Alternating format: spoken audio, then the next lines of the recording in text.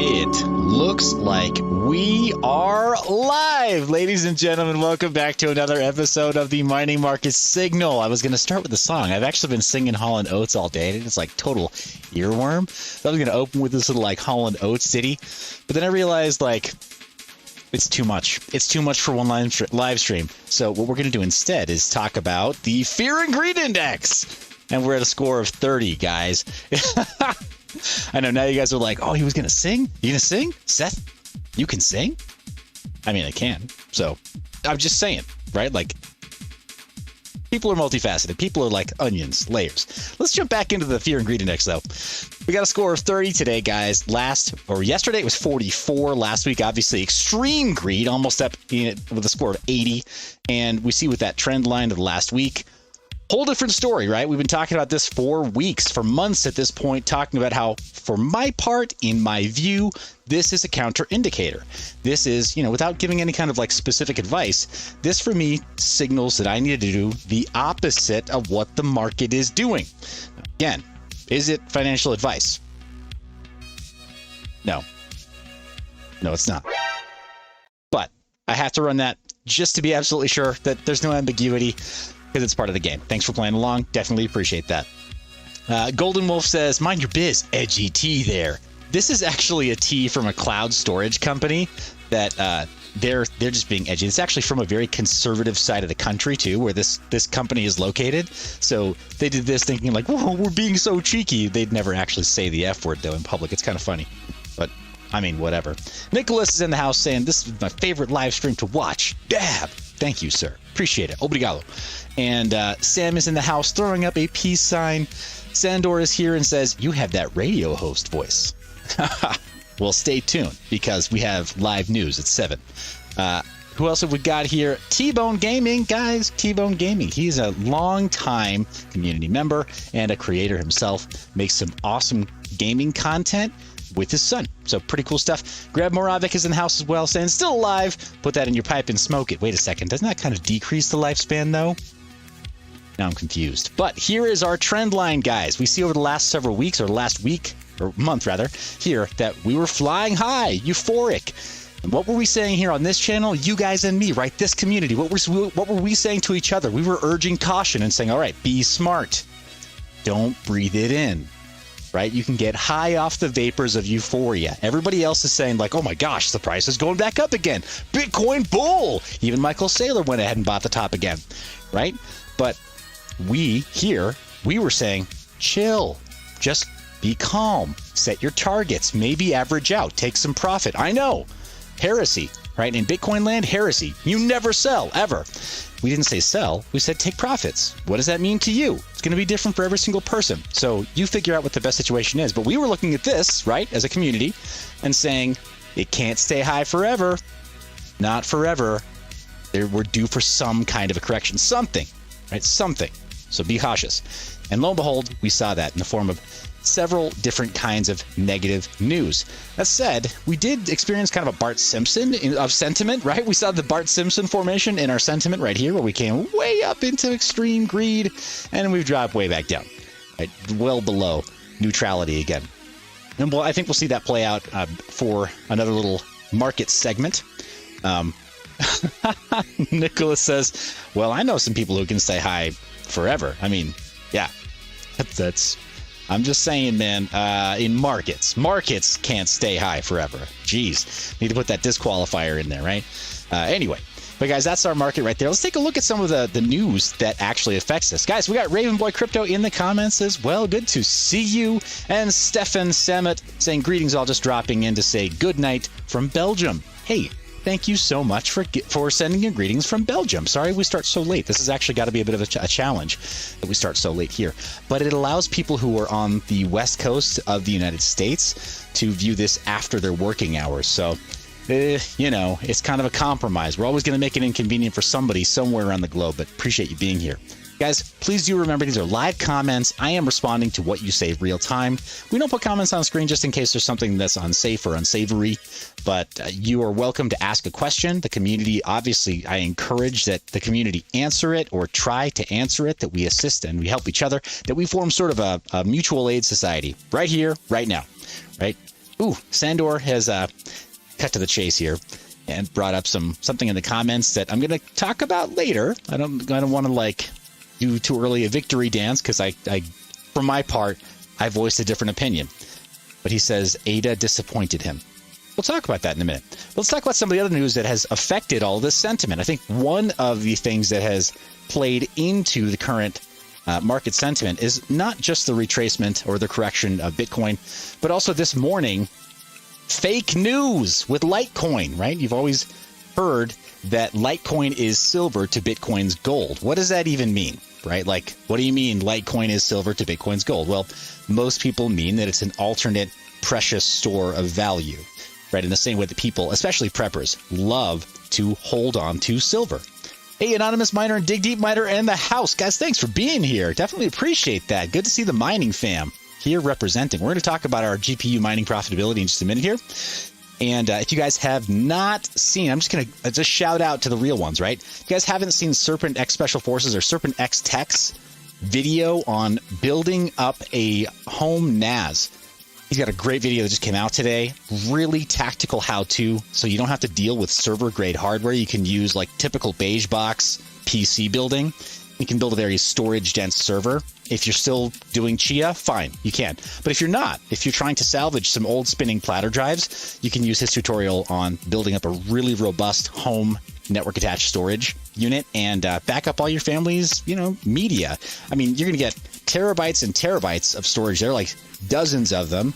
Get 100 terabytes of storage for far less than it would cost you to spend, on a few years of, say, Backblaze or some kind of like other backup service. So it's going to be phenomenal with the value that you get out of Serpent's video today. I mean, really, you guys should see it. If you're into that, archiving and home storage, I think it's a must see now at this point.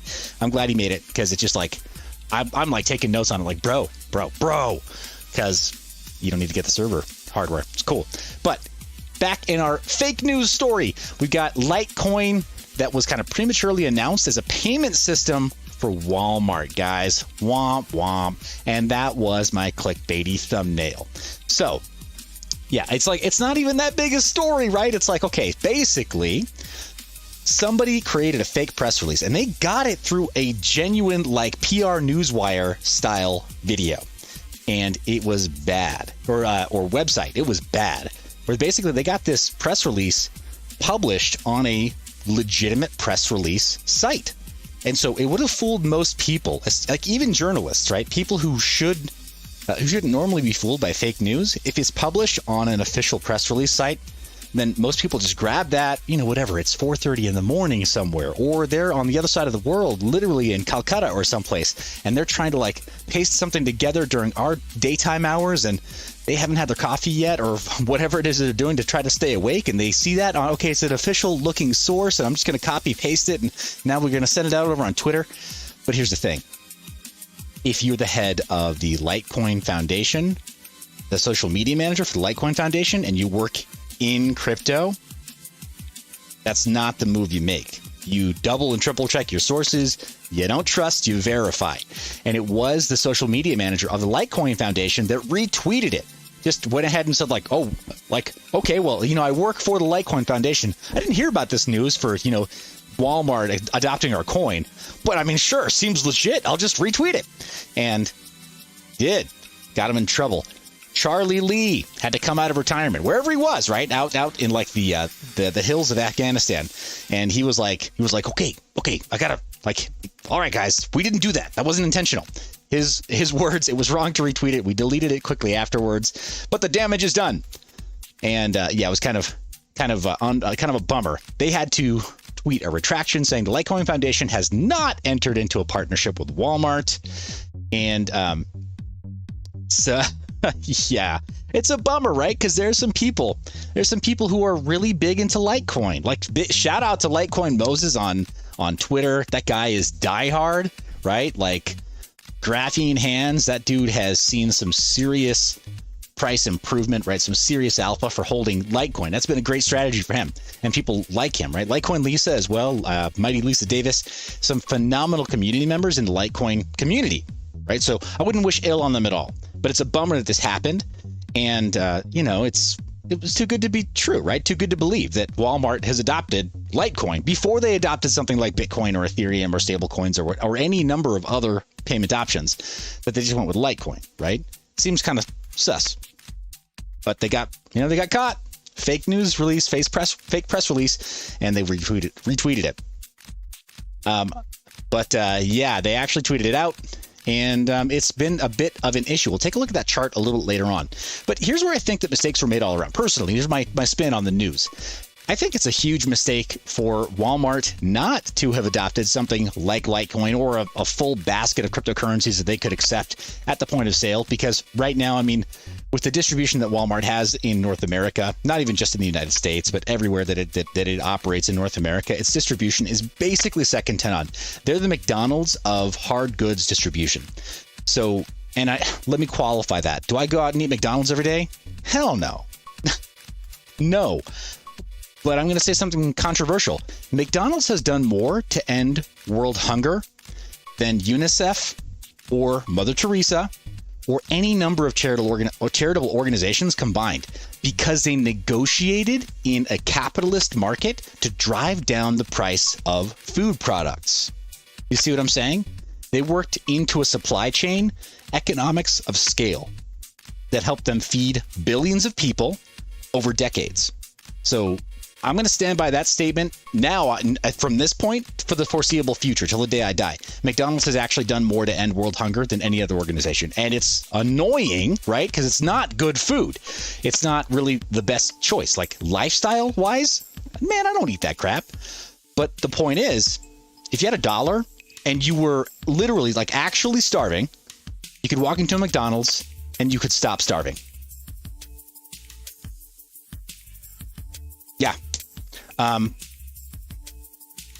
Yeah. So like, that's just my only point there. I'm not saying it's good. I'm not saying that the quality control is correct. I'm not saying that the quality of life is better for what they've done.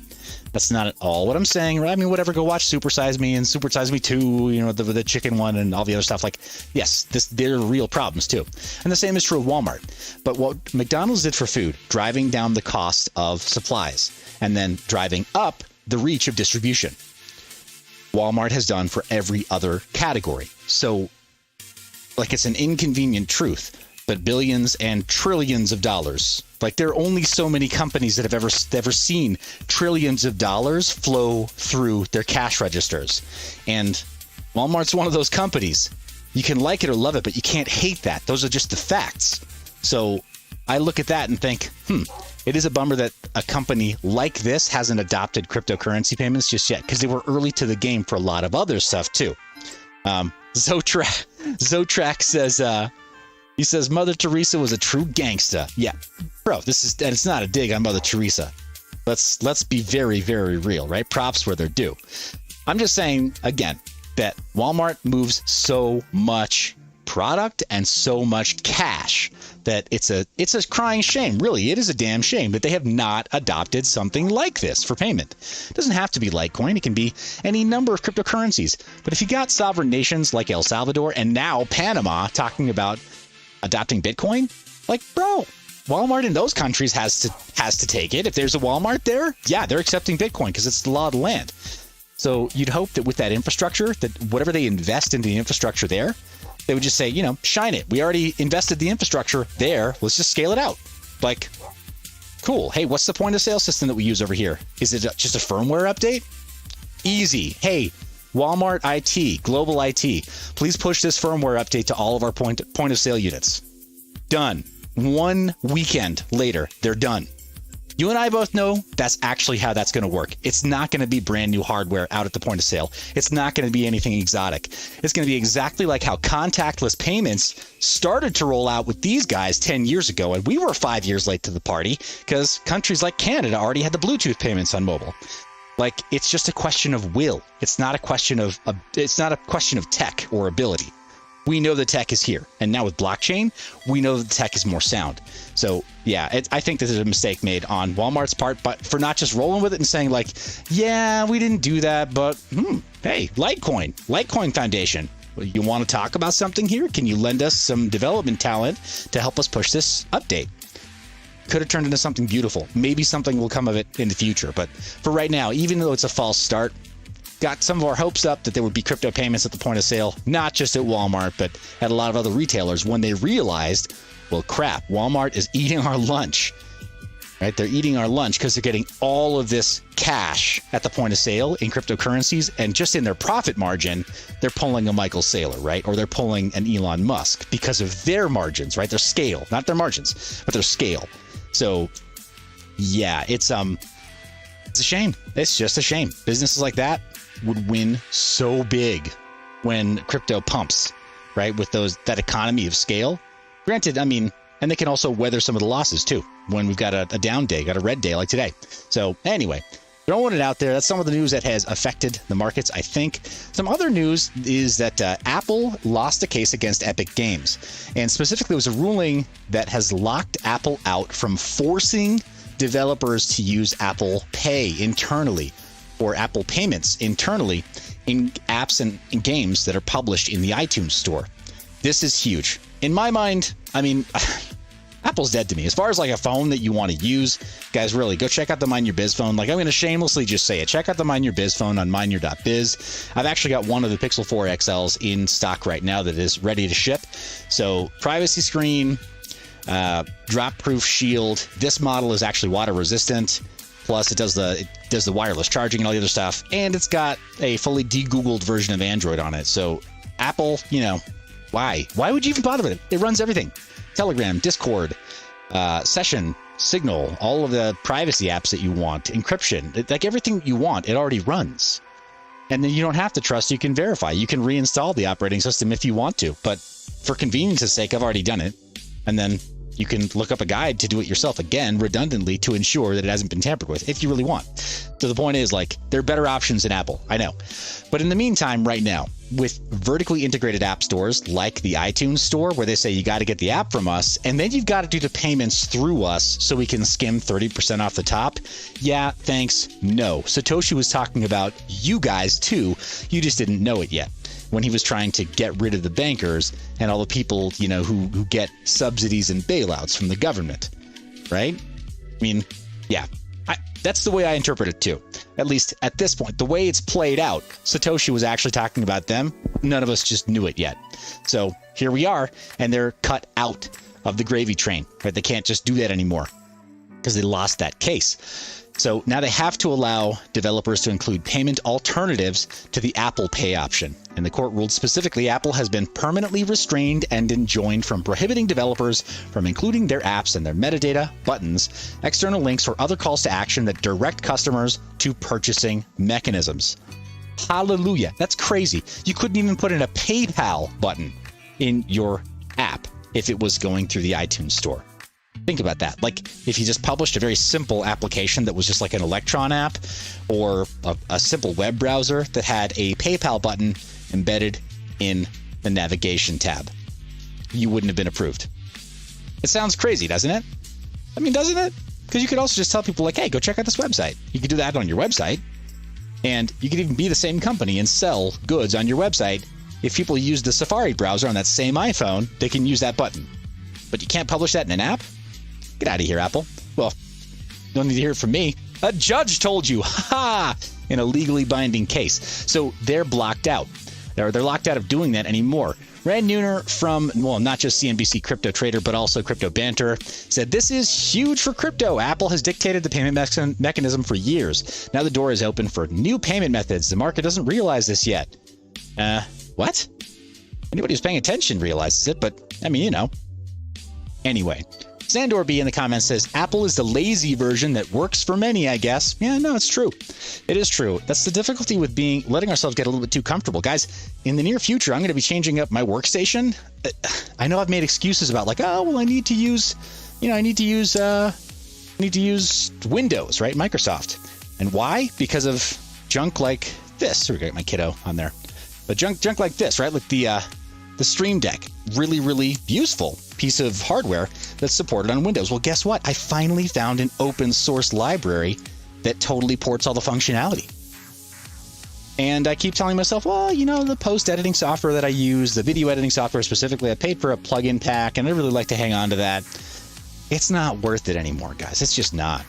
It's just not. And some of the options, like the Autodesk options, not Autodesk, I'm thinking Blackmagic options, so DaVinci Resolve and others, they run great on Arch Linux. So what am I waiting for? Nothing. I've got driver support for most of the hardware that I want to port over. My laptop has been a Linux daily driver for years. It's time, guys. I'm ripping off the Band-Aid really, really soon. I'm ripping off the Band-Aid. I think a fresh install on a brand new NVMe drive on the workstation, and I'm going full Linux. Like, shine it. You don't actually even need to do a hardware upgrade when you're going to Linux, because you immediately get the performance boost of the latest Linux. Like, if you use, especially if you use the low latency media kernels, media-centric kernels. The respins there. Joe's mentioning Kdenlive. Yeah, I like Kdenlive, and it's an option for me. Yeah, totally is. Totally is. Some of the workflow that I like within like Vegas Pro, very similar, very easy to replicate, largely in Kdenlive. For some of the more like professional, like layering options and color correction options and stuff, when I need to work on that style of media, there's really no replacement for the DaVinci Resolve and other tools like that. Ravenboy Crypto says, I use Fedora, love it. I've got Fedora on one of the laptops. Fedora 34, especially with GNOME 40. Oh, where's that been on my life, right? Why didn't we have those like multi-finger gestures for years? Why did we let Apple get away with being the only ones with multi-finger gestures for so long? Like, every Linux distro needed to have that for the last roughly 10 years, if we're being honest, because it was available. Right, and multi-touch, 10-point multi-touch, guys. If you remember, in a world before iPad, 10-point multi-touch was 100% open source. It started its life as an open source layer onto displays, right, onto touch-enabled displays. All the crap that Apple likes to pretend they innovated, it always starts out as open source, including their own kernel, right, the Darwin kernel, that is basically just a respin of BSD, free BSD at that. So, yeah, no, it's time. It's time, guys. I think I'm just doing it really, really soon. I don't have a date yet because I've got to. I really do want to go with a fresh NVMe, so I'm like starting from scratch there. But everything else is staying the same. Driver support for the GPU. It's gonna be faster. Everything else, but got to like fully walk the walk here because everything you see, OBS, gonna be the same. Even the noise suppression algorithm that drives this headset to help it sound more like a podcasting mic, that has finally been ported to the Linux version of OBS 2.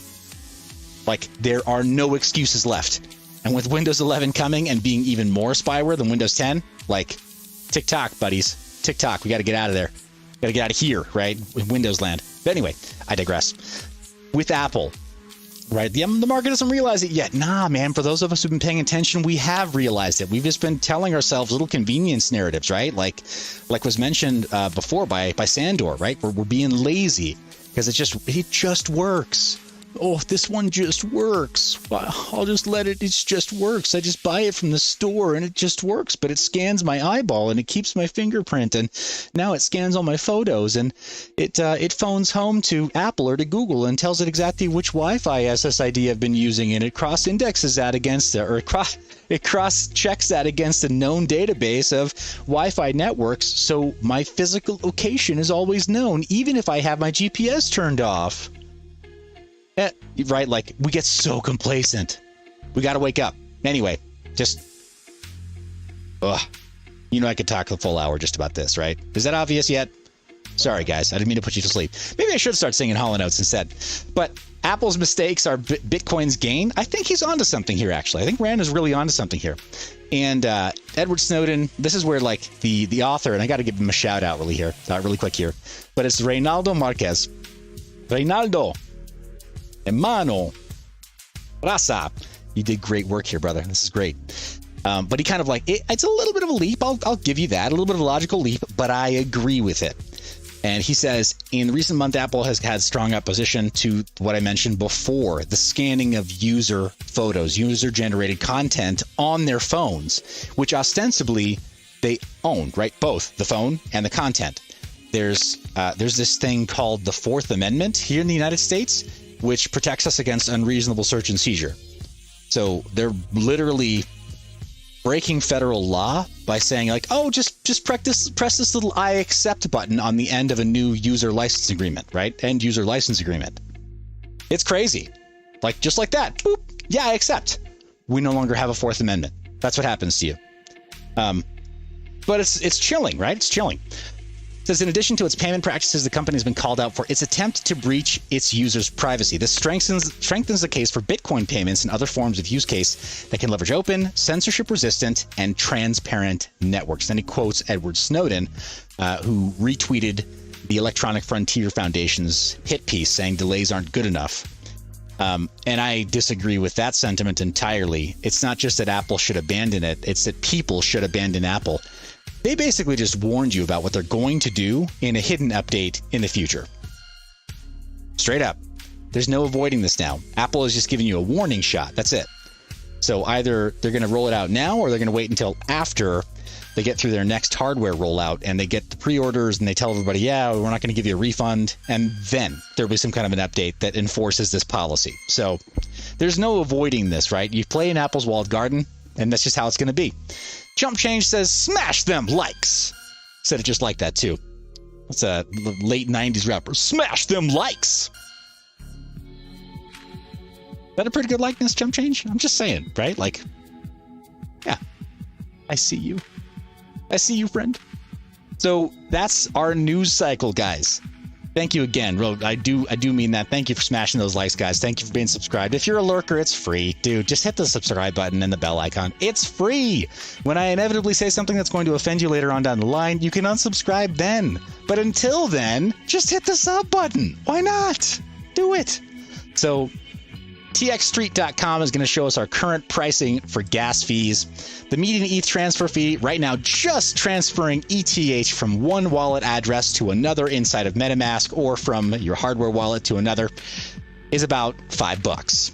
Yep, it's almost a $5. $4.79 to be a little more precise right now. The current median gas price is 69 Gwei. What?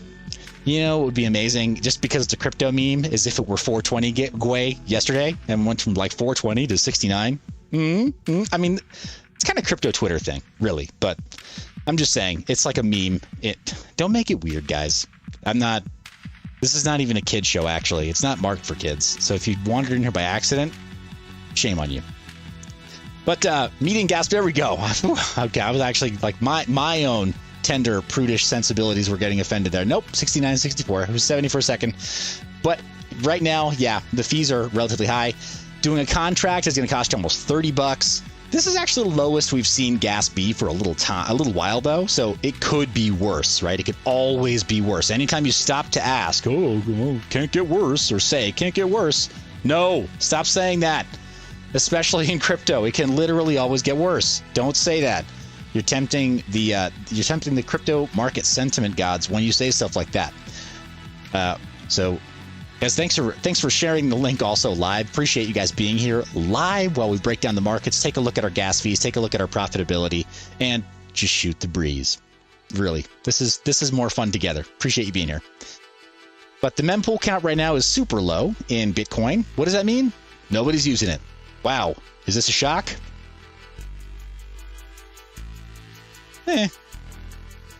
Current median fee is 10 sats per VByte. How in the world are the fees so relatively high with the mempool count being so relatively low?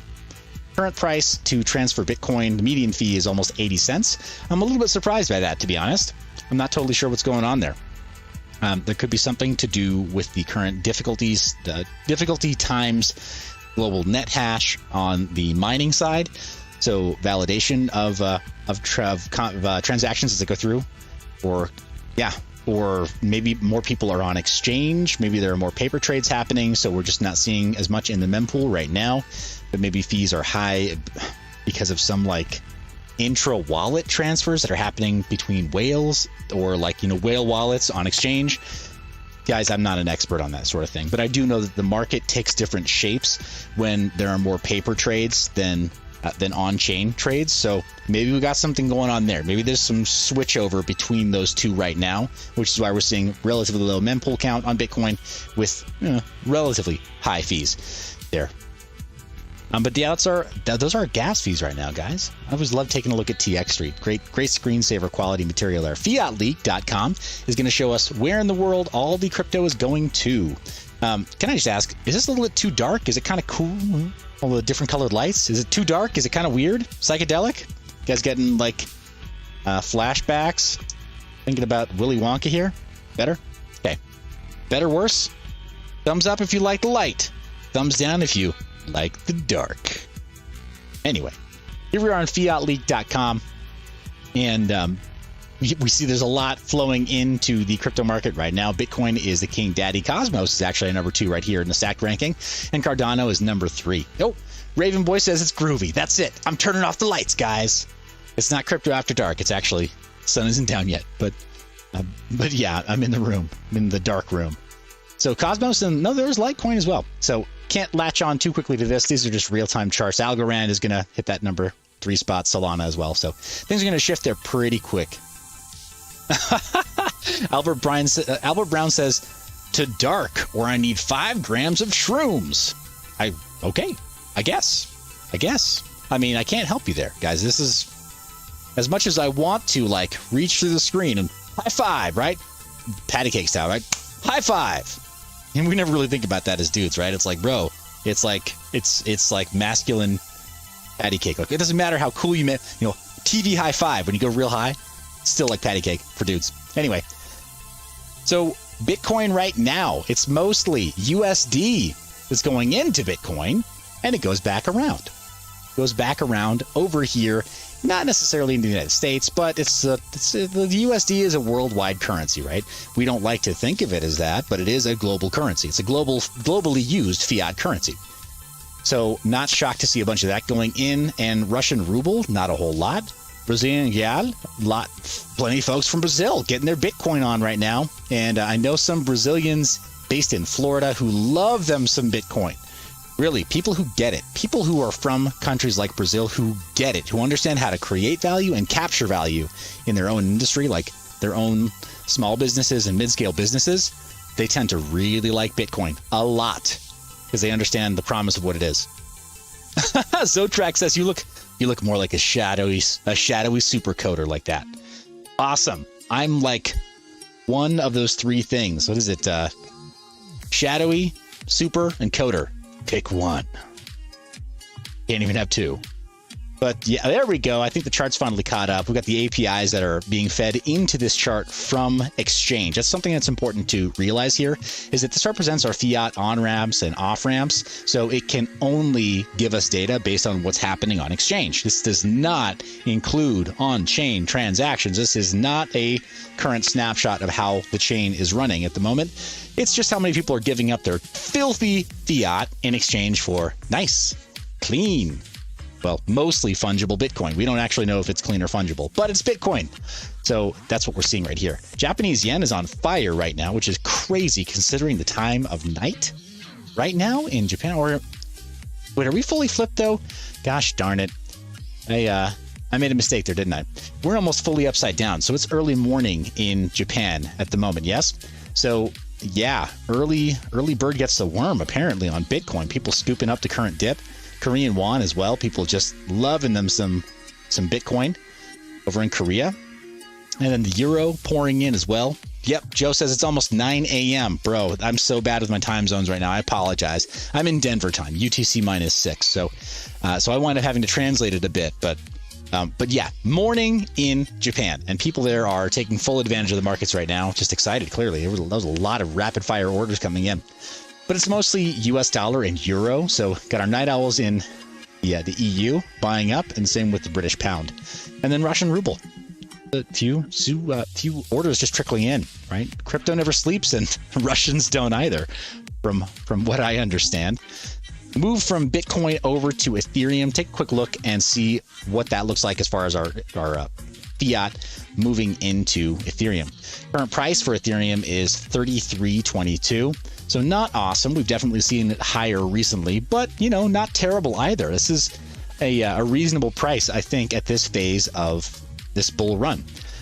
British pound is pouring in. US dollar is coming in as well. Euro also. Plenty of people who are up trying to work those markets. Some of those additional liquidity pairing markets or liquidity provision markets, things like Swissborg and other tools that are available to citizens of the EU or EU states that are not available to us in the United States. That's something that they are clearly working on. It's kind of a big deal. It's a really, really big deal.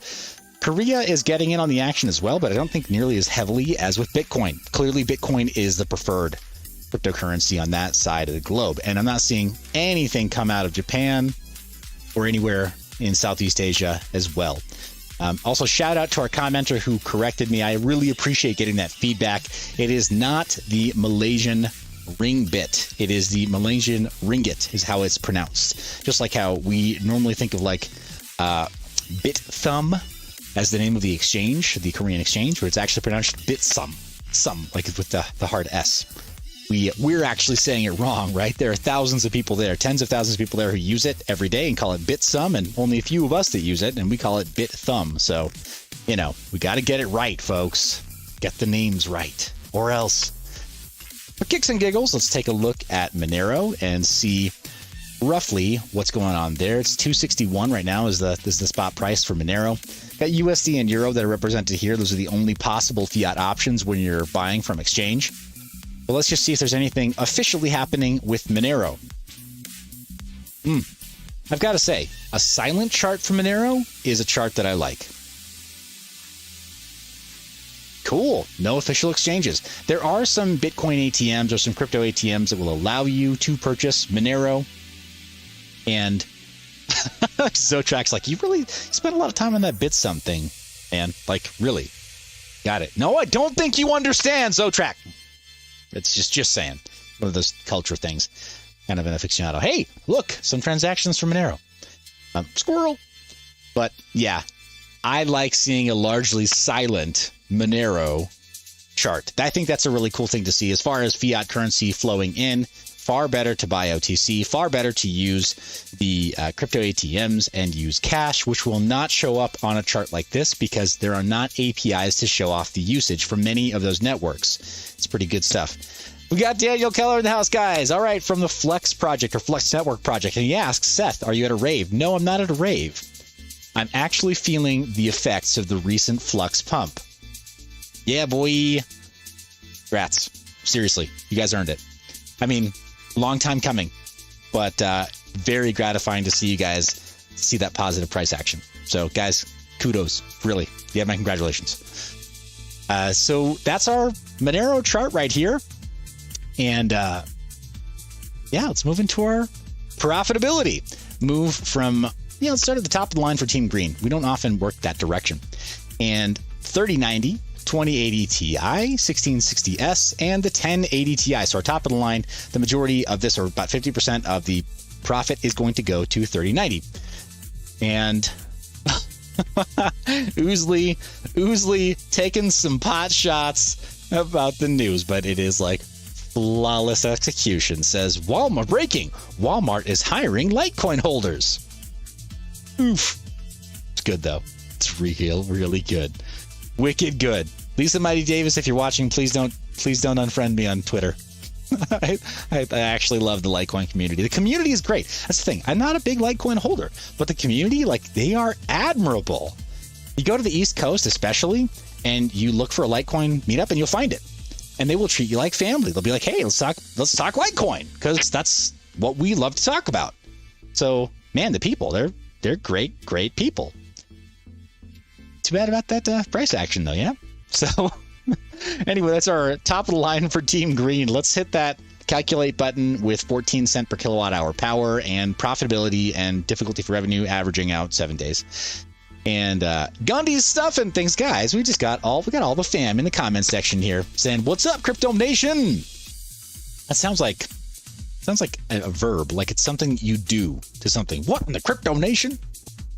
He got cryptonated. He done got cryptonated, Gundy.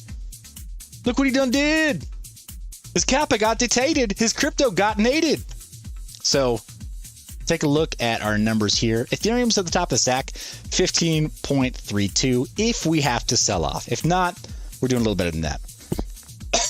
I'm getting a little ahead of myself. I got a little too spirited there. I think I got cryptonated. Flux, right up there. Right, it's not the number one spot. It was taking the lead for a minute, but because we got our very conservative averages for this show, even with the very conservative averages. It's showing up number 2 in a stack ranking, 13.25. Zano in a fairly distant third, just barely in the double digits there at $10.54. Ergo is at 11.17, but again, our stack ranking is affected because of difficulty or profitability over 7 days, right? Not the most recent profitability, so it can kind of rearrange things a little bit here. But guys, I think some phenomenal projects are represented here in this leaderboard, including all the way down to Firo and Ravencoin here. It's so gratifying to see a lot of these projects that have worked so hard be profitable too. However, it's hard to argue against Ethereum still, and you guys know my take on it on Polygon, right? On Polygon. I'm going to do, I think, probably a little bit of content related to QuickSwap. Heads up, if you watch a QuickSwap video and you hear a familiar voice,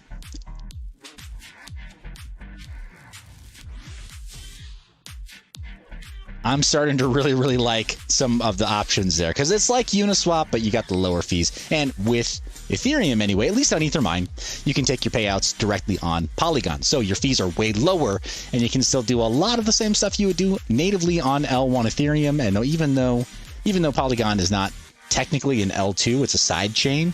It's a much higher performance side chain that is dedicated to only serving Ethereum users and miners. So I've really enjoyed that. Flux, I guess, Daniel, if you're still in the chat, we should talk a little bit about that. Polygon integration at some point. Simple as adding an RPC. No more or less difficult than your guys' support for Binance Smart Chain was. We should chat sometime. I know some people now that can help with biz dev. Isn't that weird? Man, you stick around this place long enough and you start meeting people. Ooh, feels weird. Anyway, that's our top of the line for Team Green. Let's move from top of the line into bottom of the line.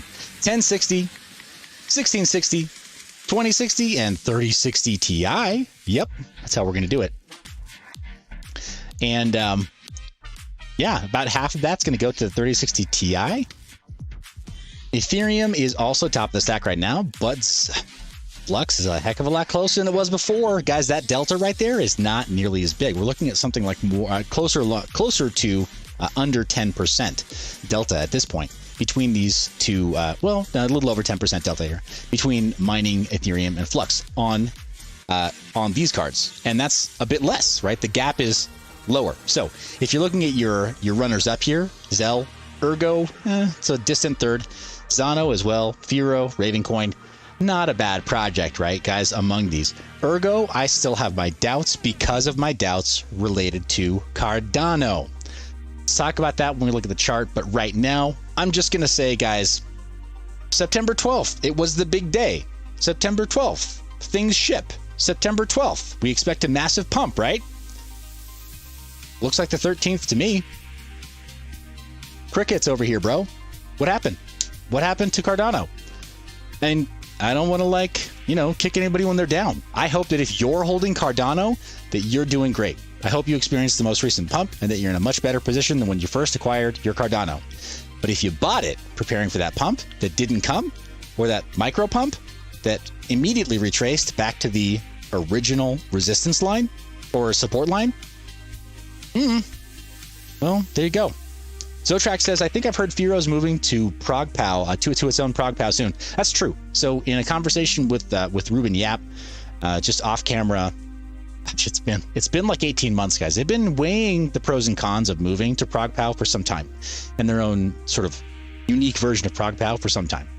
So I don't think this was a tough choice for them to make. They moved to Merkle tree proofs in the first place because of the benefit of having a unique hashing algorithm. So that helped. That helped them for sure.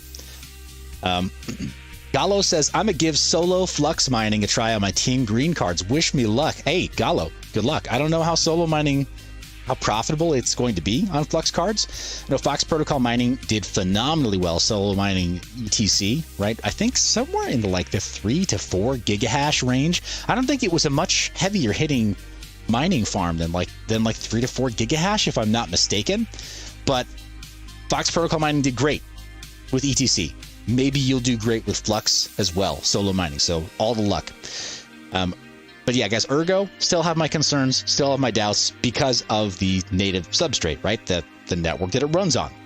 Cardano. You can create something like this with a smart contract right over the top of it on any other smart chain. Something like Ethereum, or like Binance Smart Chain, or like Polygon, or the upcoming Pulse chain if you want to. I think that'd be a lot of fun, because Richard Hart is like, I'm just saying, guys, I've got, like, in the back of my mind, I've been thinking like, maybe I should do something like that, right? It's kind of like 0x Bitcoin, or like this, like Ergo. Maybe I should do like a fork of 0x Bitcoin and launch it on Pulse chain, because Richard Hart says he hates proof of work, right? Like, just to be silly, right?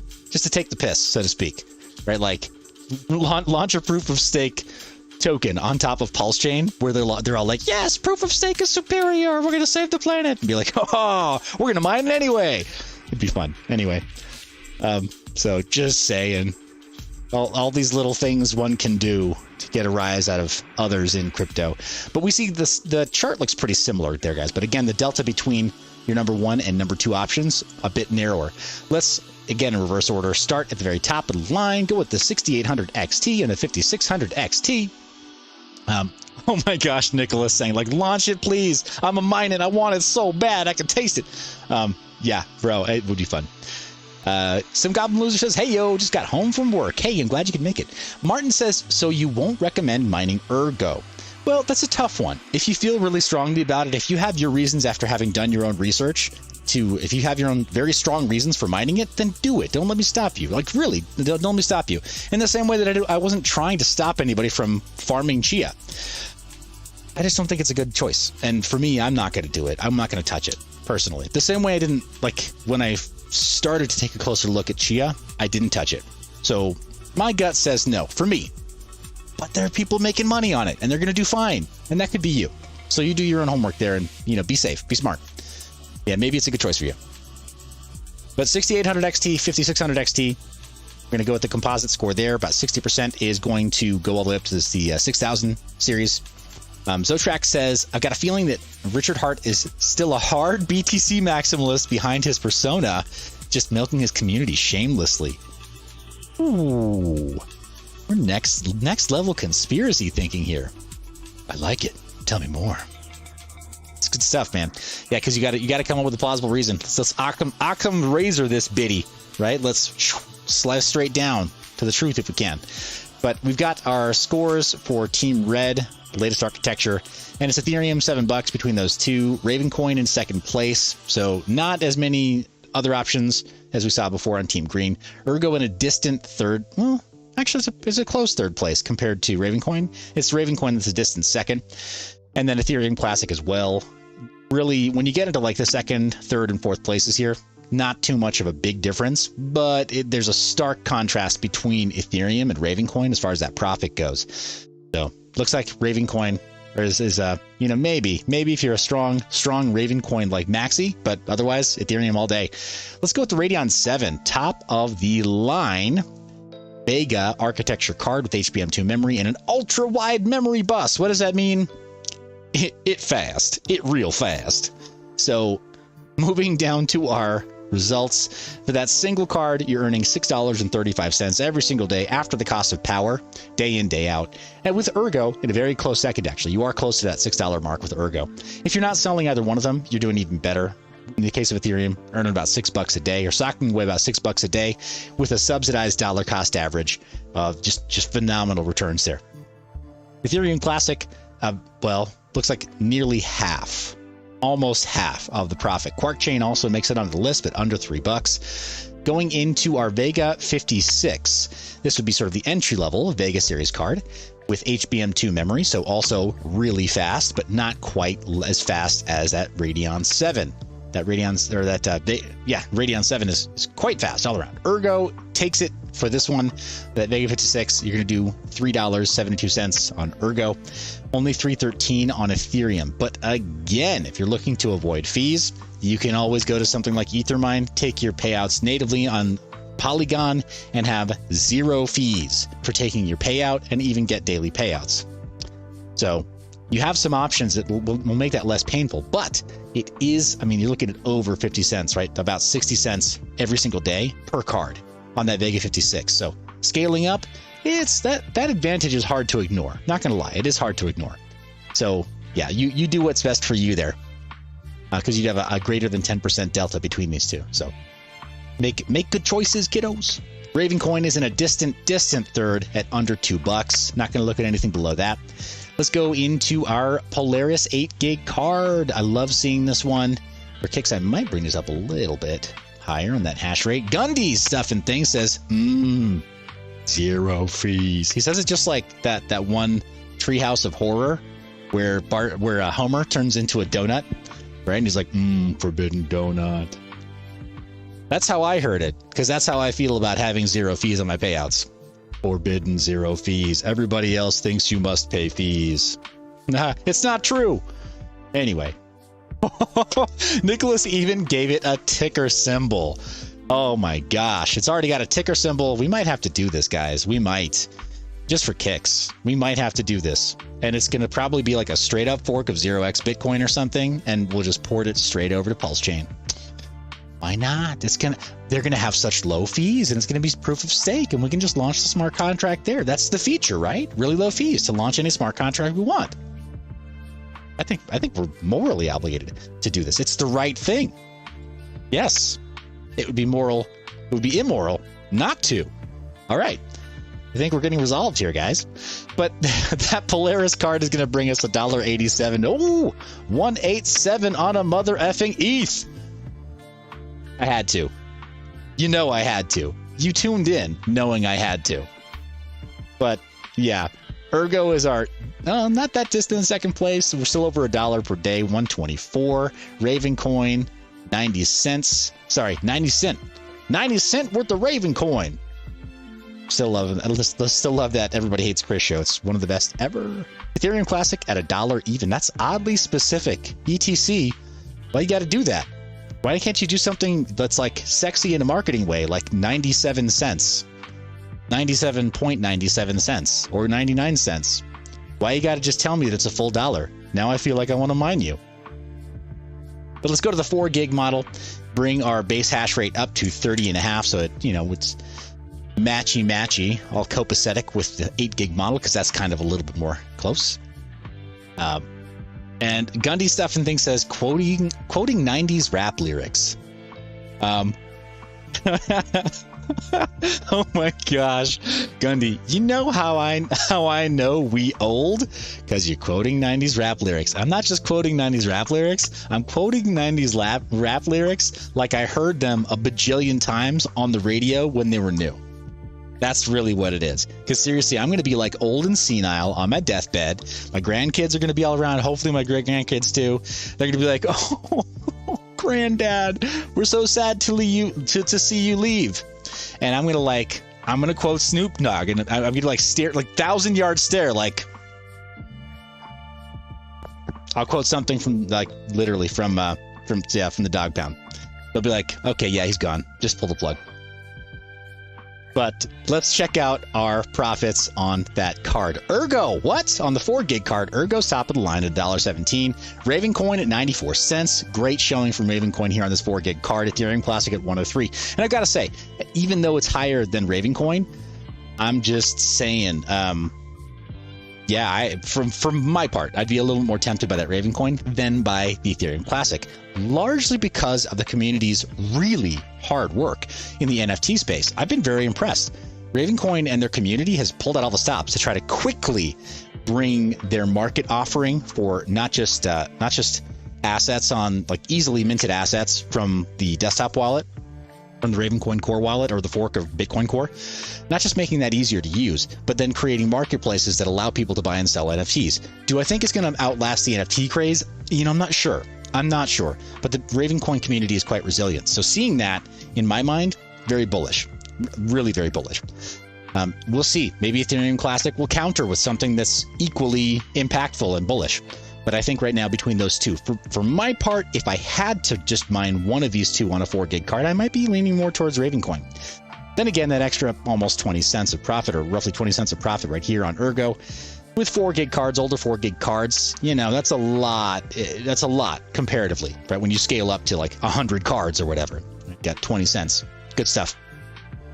So yeah, that's our 4 gig Polaris card there. Go to the Fury. The R9 Fury is an HBM beast from back in the day. Good luck finding one, but if you have one, looks like you're mining a Ravencoin at 92 cents, maybe Zano at 92 cents. It's not a bad option there too. I'm not going to lie. Zano at the same profit margin or same daily profit as Ravencoin. That for me is a very tempting mine and hold. Ergo and Flux. What?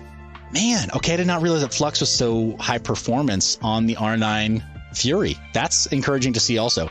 And Flux, of course, this is also a huge reflection of Flux's recent massive price action upwards, positive price action. So don't get it twisted. These profits might not last, or they might equal out as you see the hash rate of the Flux network continue to rise. If we all jump on the same bandwagon and we don't wait for the next wagon to come along, you know, some of us at least, then we crush it, right? Like the axles break. It breaks down. We can't get to our desired destination of profit, right? If we all jump on the same mining bandwagon, same exact coin, especially when it's kind of lower.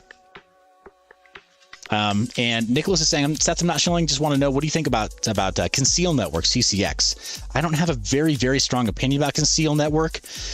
I know that they are a crypto note and they've worked really hard and they're on our portfolio. So we're going to take a look at just their objectively, just their price action in just a minute here.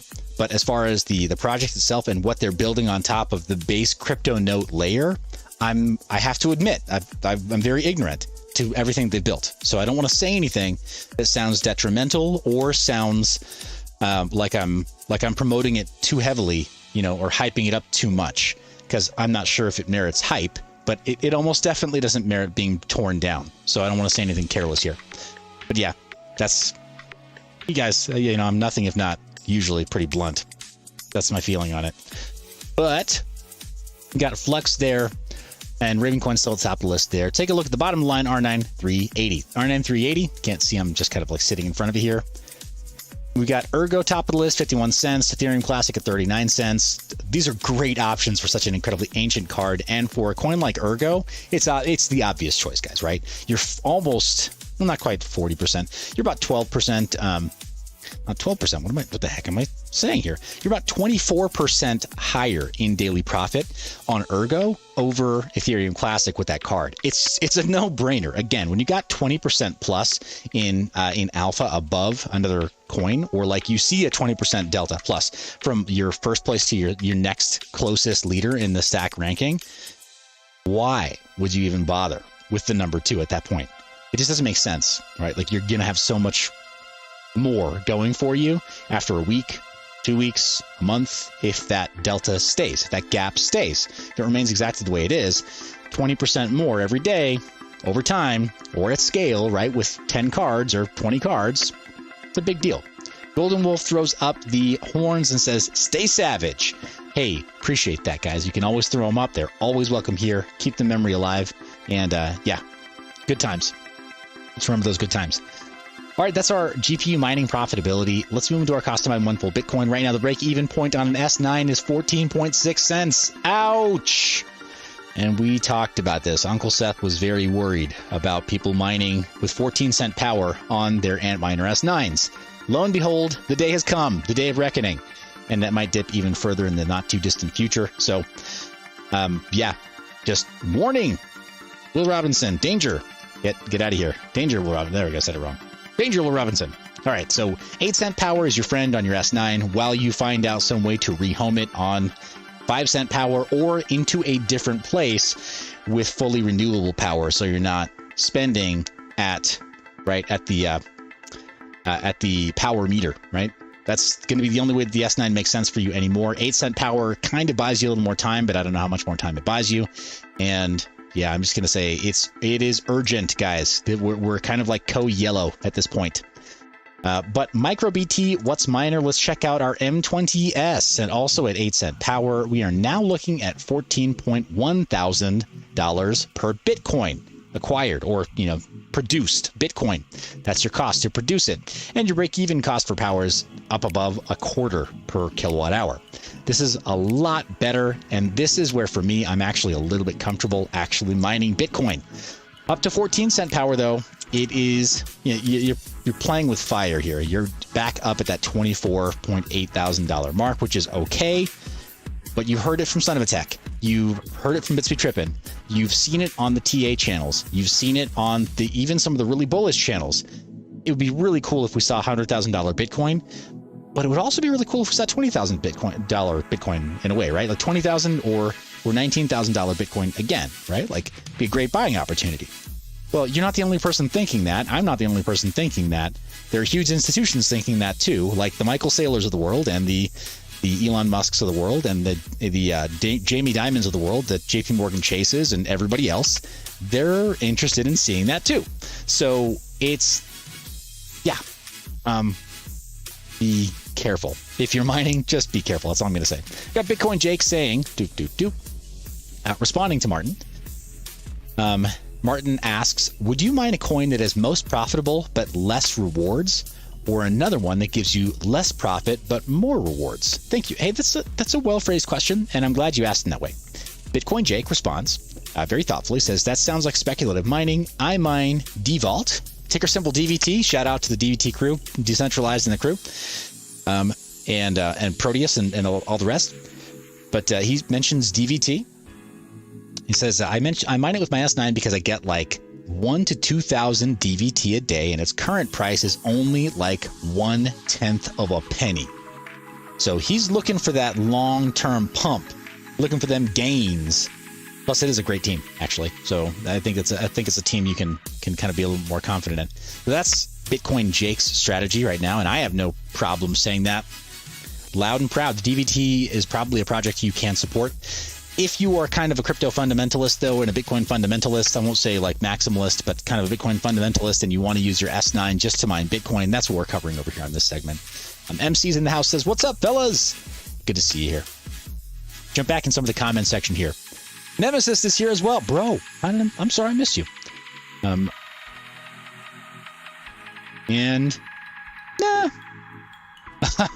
Albert Brown says, RH's head will roll once the music stops. Yeah, if the music stops, I think he's aware of that too. He's a smart guy. He'll try to keep the music rolling as long as he can. Gallo says, where can I buy your shirt? Hey, it's a great question. I think I need to make one like this. So I'll probably have this available on probably. You guys want me to do this on Mind Your Biz? Do you want me to have this available for crypto, or do you want me to put it on Amazon? Tell me in the comment section. If you're interested in the shirt, tell me where I should list it. I've actually got some listings that I still need to do for Flux designs on Amazon, so I might be doing some bulk designs there in the next little while. But where would you be most likely to pick one up? Let me know in the comments, and yeah, I will make it so. Jumping out of the way here, and we've got, yeah, really, it's, guys, the more high efficiency models, the higher efficiency the model, the better off you are there. Miningpoolstats.stream is not showing us a dang thing. What the heck just happened, Clown World? Come here. Refresh. Yeah, boy. All right. So Ethereum is experiencing all-time highs in hash rate. We're up to, well, not quite. I think we scraped 60s or 675 terahash, I think, at the peak just a little while ago, and we are now at 662. So yeah, hash rate's pretty high there. Difficulty is gonna kind of take difficulty's gonna take kind of a hit. Zotrak is saying, I'm interested, not in Amazon if possible. Cool, no problem, guys. I'll just put it up on miner.biz. I mean, we as long as you guys are okay with coinpayments.net. I've been using that because it's a static site, and I have not, I know, shame on me, but I have not been running BTC Pay server because their acceptance of altcoins requires that you use a quasi-centralized spot swap exchange. There's kind of like not really a good solution around it unless it's strictly native Bitcoin payments. But when you do that, you kind of have to run your own custom payment gateway, which is a lot more difficult to integrate into a static site. WordPress is easier. We did that before. I hosted it myself. I custom built, I did some custom editions of RPCs and smart contracts to allow for various different kinds of coins that made sense at the time, or tokens that made sense at the time. But now, good grief, who's gonna spend $50 in gas fees to buy a $25 shirt? Really? Right? Like, yeah. Anyway, it's a little bit difficult, but yeah, I can have this on menu.biz and happy to do it. Might even do a couple of things there, a couple new designs. We'll keep it interesting. But yeah, guys, Ethereum hash rate has gone up. Looks like Bitcoin hash rate has as well. We're up to over 144 exahash. That's a significant jump up. So, wow, there you go. Things are moving up there. Monero also, with the P2 pool, they've got solo mining that they're really pushing via that pool, which is interesting. They've got the solo mining option. I think that it's in preparation to kind of warm up the community to do solo mining after Wownero tries it as a test net. I think it's going to be really interesting to see solo mining become the primary option for coins like that. And hopefully this becomes a trend that more CPU mineable coins, a path that they take, but we'll see. All right, going from our mining pool stats, it is time to look at our portfolio. And I happen to have the smart contract platforms open first. You guys want to start here, or do we check out our GPU mineable coins? Let's just start here, right? Proof of stake smart contracts. We've already got it open. Top of the list is Terra. Jeez. Yeah, it's a holy Terra is more like it. If you'd put in $1,000 back on May 26th, you'd currently have over 5,000, or just over 5,000. You'd have almost 5,000 in Solana. And up. Hey, Bitcoin Jake says, yo, crypto fam, let me get mod over here. You know what? Let's do it. Moderator rated. I done did it. Bitcoin Jake, use a mod. Don't say I never did anything, wild and crazy. Let's see. And Zotrak says number 7. Yeah, it's making its way, guys. It's clawing its way towards that top 3. It is gunning for Cardano in a big way. A big way. We all see it. We all feel it. The ground is shifting underneath our feet right now. Solana is not to be underestimated. There's a reason that, like, the Flux team, for example, added support for Solana inside of the Zelcore wallet. You can't miss when it comes to wallets, right? So they did that. I hadn't updated my ledger. When I updated my ledger, it was like, okay, Solana, the support is here. Which, by the way, I probably need to do a tutorial on that. Everybody's saying, hey, use this wallet that's only browser based. It's like, well, can you back it up on your hardware wallet? Does that support for a hardware wallet? No, what's a hardware wallet? Facepalm, right? Double facepalm. It's like everybody just forgot about security, moving towards some of these other smart contract platforms and decentralization both. But I'm back to that on another live stream, or I'll rant about it a little later on because the ADHD is strong with this one. So Solana, yeah, number 7, gunning for that number 3 spot. Won't be long, guys. It really won't. Avalanche and Phantom also really shooting up in the ranks. Phantom, just that significant run up, right? With $1,000 in a while ago, like on May 26th, you'd have about 3,500. Avalanche, you'd have about 2,600. This is nuts. Wax is also doing okay, but, Franklin's kind of crawling sideways, and it was subject to that dumping earlier on this week, right, a week ago.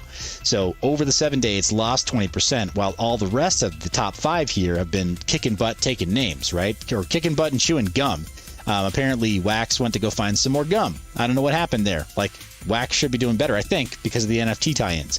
Polkadot, still on an upward trend, not doing bad, but I think really Kusama is taking a lot more away from it. And now that I talk about it openly, I think it is worth adding Kusama to this list.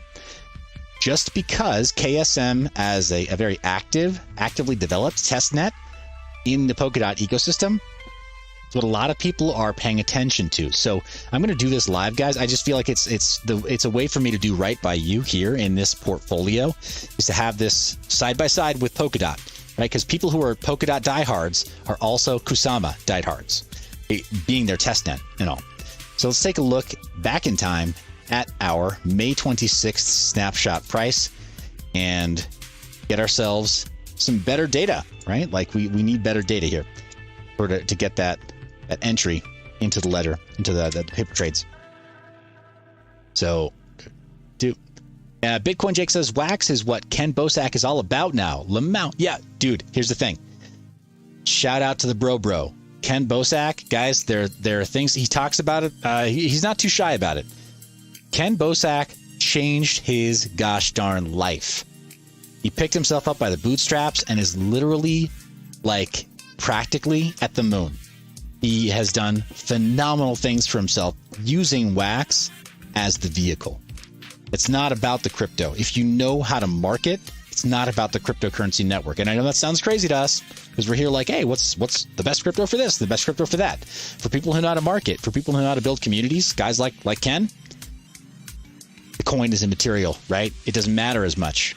But he made Wax his little soldier, and it has executed all of his orders and done all this stuff because he had a vision for what he wanted to do with it.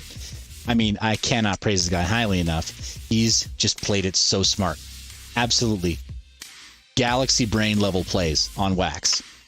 And about a year, 18 months after some serious grinding on his part, his life is radically altered. I'm just going to put it that way. That's his story to tell, or if the specifics, if he wants to talk about specifics, but I know his life is very different. The way he's living now, I don't think he saw that. I don't think he envisioned that a year ago. So kudos to the guy. He's got a lot going on because of that. So here we go. About roughly 530. Looking at 333.42 is our acquisition price. So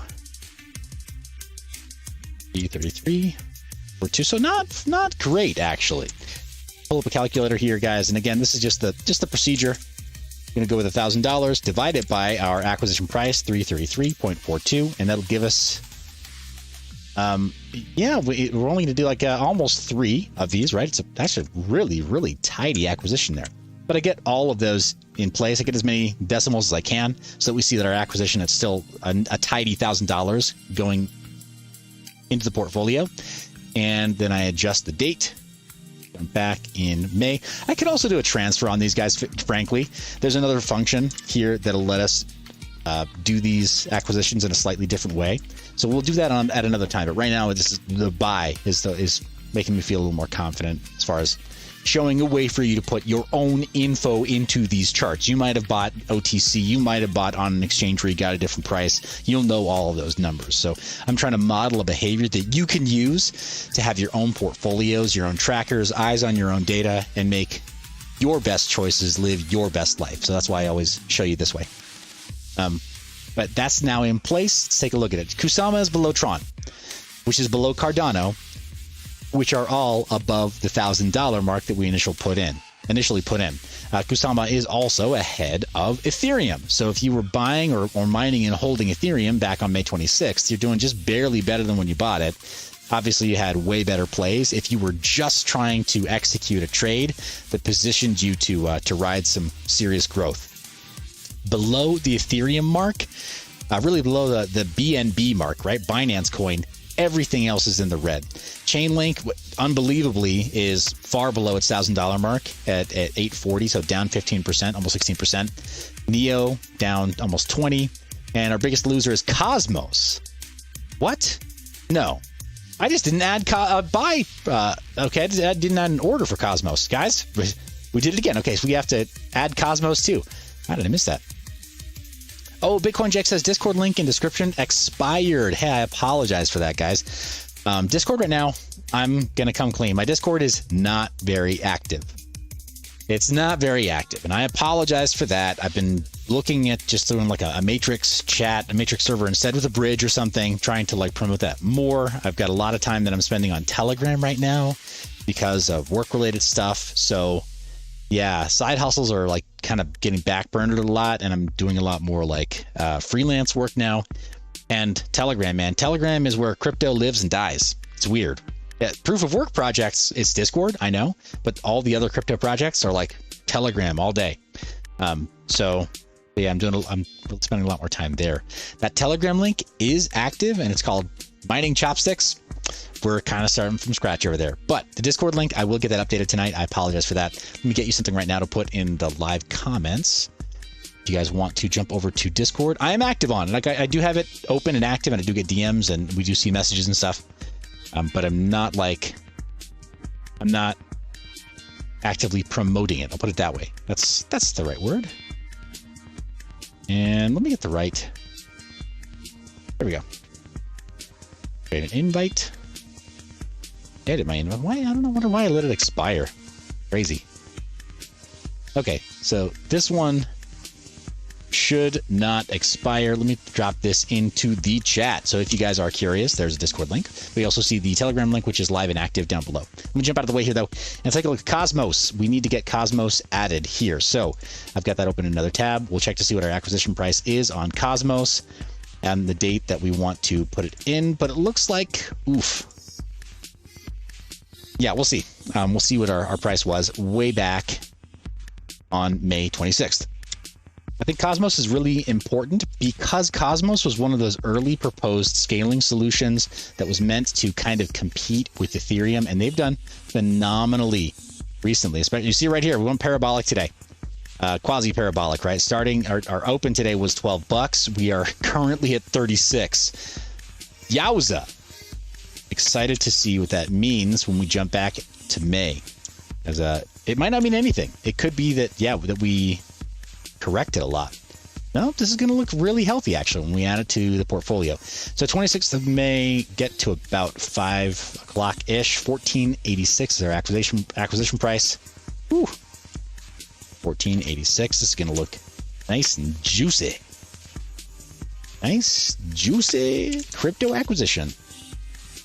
Divided by 1486. Oh, what am I doing? Enter.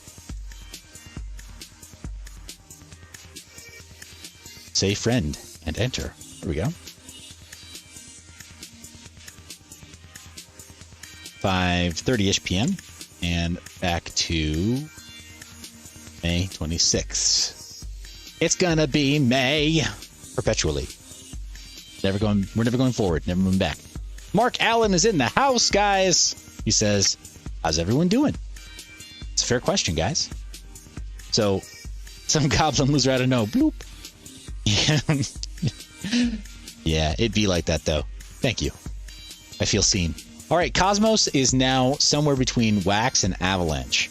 Eric Anderson, guys, the infamous Prime himself, he's in the chat. Eric, it's good to see you, man. We need to do another special on kind of life post mining.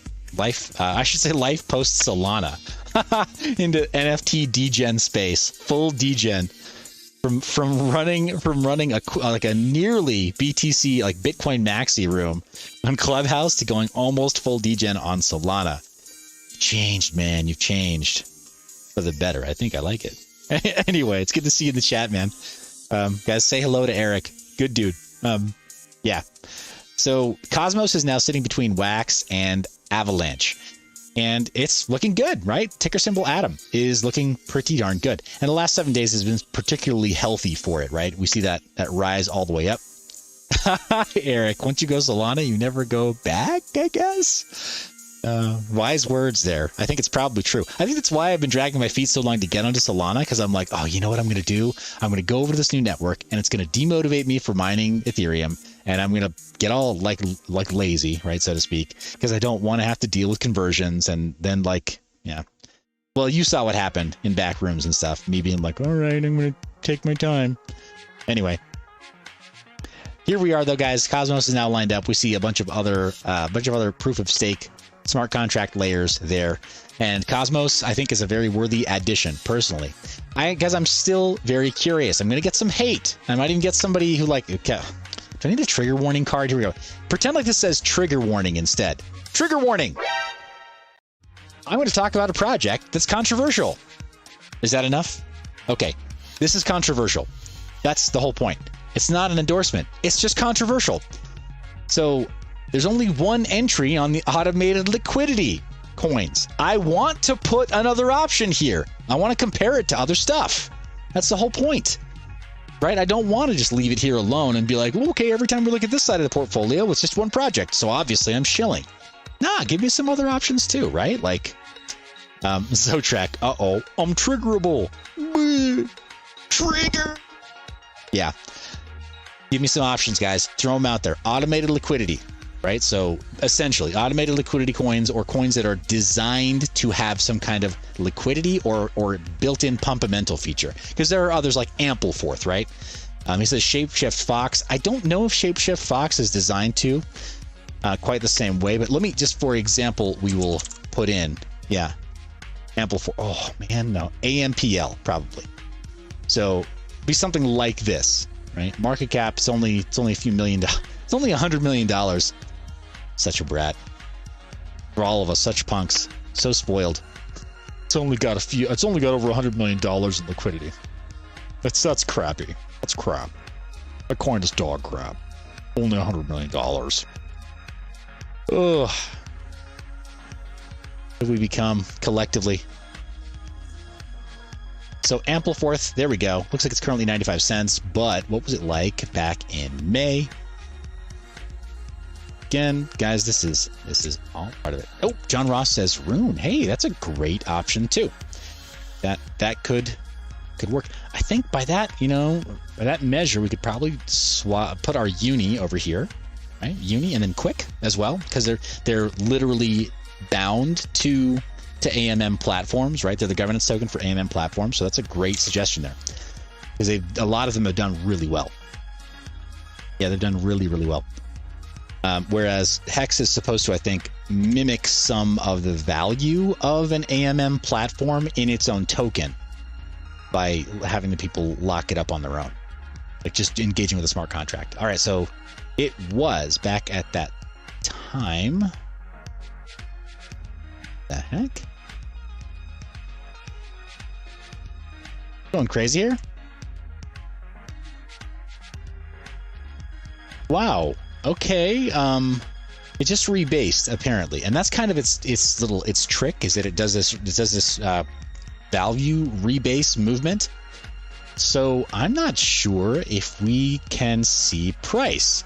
You see that? How it shows only market cap and volume. It does not show daily price. Huh. Uh-oh. I mean, it's tracking price, but I'm not seeing it there.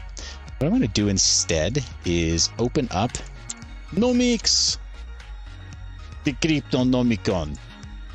It is the place where you find out about the cryptos. Hello, I am Ampleforth.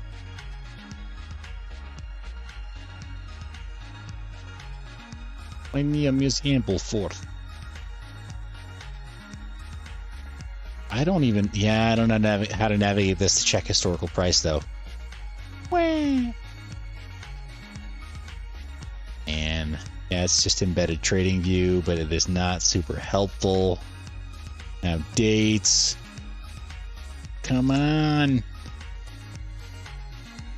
Yeah, their price predictions are not super awesome either. Okay, well, historical data, maybe that's where we can find out a little more. If it wants to play along. Okay, play along. We're live. Website. Did I mention that? We're live? Behave? Right. Well, that's not that bad. Okay, cool. So we've got some historical snapshot data here. Let's see if we can go as far back as May 26th. And it looks like, nice. This is really great. Okay, so we'll just kind of pay attention to some of this. So Ace Killa the third says, I'm late. Did Walmart buy some Litecoin? No, they didn't. It was fake news. Yeah, they didn't buy Litecoin, and they didn't actually accept it at the point of sale. I know, womp womp. So let's jump back to the 26th, and our open, 72. Our close was 79. Oh my gosh, our low was, it looks like we're about 70 cents there. Guys, am I okay? I would kind of be fudging it. I could say 70 or 75 cents. What do you guys say? I'm gonna be kind of winging it though here. I don't feel great about that, but it was roughly 75 cents on that day. So go ahead and grab that there.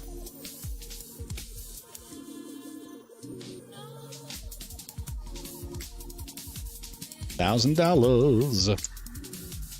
Kind of fudging it with Ampleforth, but here's the thing. Some of the coins like this are also kind of playing fast and loose with the numbers themselves because of the way they rebase. That's actually not a very good excuse, I know. But yeah, and the mechanics of Ampleforth also makes it so that just the raw price action doesn't tell you enough. With the base, the other economics, they make it different. So yeah, it appears that if you went in with $1,000 of Ampleforth, you wouldn't be up by very much. But there's more to the story than that. I know that because of the rebase. So, right. It's a little bit annoying. So we'll also add Rune. And guys, I don't think I'm going to camp out here very long, but Rune would be good. And Uni would be good. And Quick would be good. Swap. And Kick. And yep, Mark Allen says, LOL, not that I'm aware of. From what I've read, it was just a rumor. And he's right. It was just a rumor, but it was published on a PR website. So it fooled even the community manager of the Litecoin Foundation. It was pretty nuts. All right, guys, these are some of our automated liquidity coins here. And I know that with QuickSwap, for example, I'm getting a lot more familiarized with their ecosystem.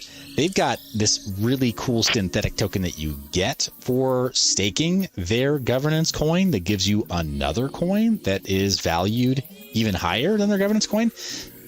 It's hard to keep up, but there are a lot of coins out there, a lot of tokens out there that if you're willing to just like, okay, I'm going to stake here or provide liquidity here, take my liquidity provider token and bring it over here, and take, you know, this other synthetic token and bring it over here. Like if you're willing to jump through a few hoops, which if we're mining, we've jumped through plenty of hoops before. If you jump through some of these hoops, then stuff that you got as stuff that you got in mining rewards can be flipped into new collateral that compounds your earnings. And in some cases, like in the case of Quick and their synthetic token on top of it, it compounds those earnings. I'm having my mind blown right now, frankly, by the cryptosphere. And yeah, can it last? Probably not. But do we have a couple more months of maybe this gravy train? Who knows? Maybe. I'm not endorsing that anybody stop stacking their Bitcoin at all. Just saying it's kind of mind blowing what's available now. So for kicks, I'm also going to add the Quicks. Yep, Dragon's Quick. It's got a little surprise there. It's valued at higher than its native token. And I don't think there's anything quite like that for Uniswap, Pancake Swap, or, well, Thorchain. Guys, what am I missing here? If I've got Uniswap, Pancake Swap, I guess Sushi, maybe, right? Sushi. Maybe X Sushi is going to be very similar. See Sushi? I don't think so. Yeah, maybe I'm not thinking about this right. It could be that X Sushi is a very similar synthetic token that comes from staking Sushi, the way that you stake Quick and get the Dragon's Quick. Check that out. Shiba Swap says Next Era Gamer. All right, I will make it so. Shiba Swap. What's its token though? Which is their token? Is it the not Shiba?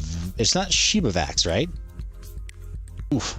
So Shiba, man, and then Hyper Swap.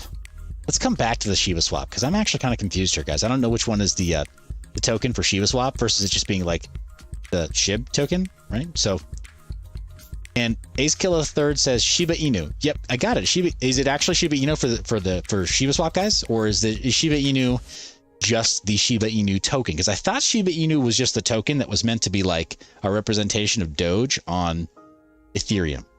I didn't think it was a governance token for a swap. Yeah, you can add Shiba Inu to Shiba Swap, but you can add Shiba Inu to Sushi Swap and Uniswap as well. So what I'm going to do is, while I still have kind of a giant question mark over that one, I'm going to grab Hyper. Hyper Finance. That's weird. Looks like Hyper Burn is that token. Okay. Well, I'll just go with Shiba then. That one is actually more confusing now. All right, so if you definitely do get a liquidity token from that called Bone, then that sounds about right. Okay, we got a good lineup there, guys. This is actually more than I want to like add amounts for while we're live tonight, because I don't want to bore you to death. That could be really, really boring. All right, so it is Hyper Burn. I did pass over the right one there, so add Hyper Burn as well. Alrighty, cool. We got some liquidity, automated liquidity tokens here.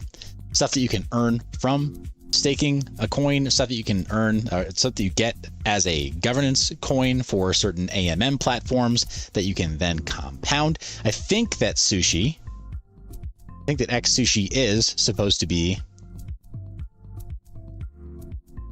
Let's take a look at that real fast. Ooh, 102. Dang, they are on fire. That's killer. Sushi Swap Fi. Let's see if we got a little breakdown here, because maybe it is. Next, sushi. So tokens similar to our Sushi Swap liquidity provider tokens that you receive in exchange for staking sushi tokens in the sushi bar. While holding the token, it will appreciate in value as fees from our exchange platform are served to the sushi bar. The X sushi token is always worth more than a regular sushi token. Got it. Yep. Totally the same thing. This is, and again, guys, it is crazy the fact that we have so many options for this sort of thing. Plus, they've got it on Aave. That's nuts. But I'm not going to go that deep. I am going to add X sushi though. It's like if we have sushi, I think it's worth adding X sushi. I wonder if Pancake Swap has something similar.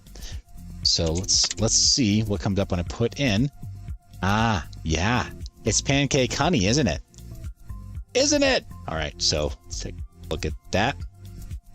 It might not be, right? Maybe I'm not doing this right, but I think these are some of our options. Pancake Honey. All right, well, it's definitely on the right network. Sense. Because it might not be. Nope, it is DeFi Yield Aggregator on BSC. It's not directly related to Pancake. Yeah, so it's not issued by the Pancake Swap team or the finance team that runs Pancake Swap. All right. Well, maybe we'll find something that is similar to that. But I think this is a really good starting point here, guys. If there's anything else you can think of right now, then maybe we do add that. Let's see. Serum. Is there a Serum Dex? Yeah, there's a Serum Dex governance token too. Should we go ahead and put that there, guys, to for the Solana crowd? Yeah, I'm doing it. So Serum Dex. What just happened? Oh, yeah, I searched in the wrong place. So Serum Dex right there. That's available as well. And maybe there is, again, an additional staked governance token or liquidity token that we can put on top of that. Maybe. I think I've got my work cut out for me here, guys. It's a little bit of homework for me to do after we stream. That's our automated liquidity portfolio here. And I think that this helps Hex kind of be contextualized a little bit better. Yeah, we can all feel better about this. People who feel like it's a controversial project or like they want to diversify, or if they see a portfolio like this, they don't want to see a guy like me say like, well, there's only one thing, because that's like oddly like fascist and maximalist, right? To just talk about only one project ever. So helps me feel more comfortable for sure. All right, moving from automated liquidity. We'll come back to this at another time when it's more interesting. Let's go to the FPGA. We'll kind of go in reverse order. Keep things interesting today. Kadena is in the black. Everything else is in the red, but Kadena is, wow, ripping. That $1,000 from May 26th is now $2,500. Good job, Kadena team. 0x Bitcoin is still like scraping the bottom of the barrel, maybe even lower than before. And the high performance oscillation of its price is not looking as attractive in terms of daily swing percentage, right? So I think it's still kind of a drag. Wow, 35 cents, 35.35, and then 37 cents. Ooh, unnecessary risks. And the fact that if you're doing this natively on chain, you're paying gas fees. No thanks. Nope. Good feeling gone. Sushi Swap. I mean, maybe staking it. Oh, wow, wrapped Matic to 0x Bitcoin. Where did that come from? Look at these pairs. USDC to 0x Bitcoin? Okay, USDC to 0x Bitcoin makes sense. Wrapped Matic? That's just like oddly specific. That's gotta be on the Polygon network. That's the only thing I can think, is that people have been able to send their 0x Bitcoin coins over to Polygon network. Ooh. Yeah. You know what that means? That means we need to go deeper. Polygon scan it is. Here we come. Polygon scan. We're looking for you, 0x Bitcoin. 0x Bitcoin. Showing up there. 0x BTC. Yeah, it's not showing anything if we try to search for tokens. Okay, specifically gonna look for tokens. Again, 0x. Nope, there it is. Ha! turns up like a bad penny. There you are, boy. There's only about just under 60,000 of them here, and in all, the locked in market cap, or the value locked on Attic or on Polygon, is just, it's a little under $22,000 worth of it. But that's enough for one person, with the fees being low enough that it was worth it for them to come over here and try to come up with some liquidity somewhere else. But look at that. Active, very active here. Very, very active here on Polygon. All right, guys. I think we found out where all of this tiny little price movement has come from. Someone's shifting their game. It's just, this is fun to watch real time, right, guys? For me, it's been this morbid curiosity. Like, how does 0x Bitcoin exist here? How are we doing this? I think we figured out how. Decrease the fees, people get more emboldened to continue to do their high frequency trading. So that's our FPGA mining portfolio. I guess I should be mentioning our daily movement, but it's everything. It's a red day. Everything's down. Right, so down 9% over the last day, and still in the red since we made this side of the portfolio. ASIC mineable coins. Let's check them out. So ASIC mineable coins, we've got Go Mining token at the top of the list, guys. Somebody asked me, they were like, hey, well, I should say, first, somebody said, Seth, you were shilling. That was a really bad choice. Bad, Seth. Don't do that. As you talked about a project that is not Bitcoin and is not Ethereum.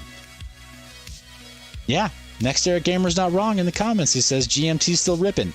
Right? There it is.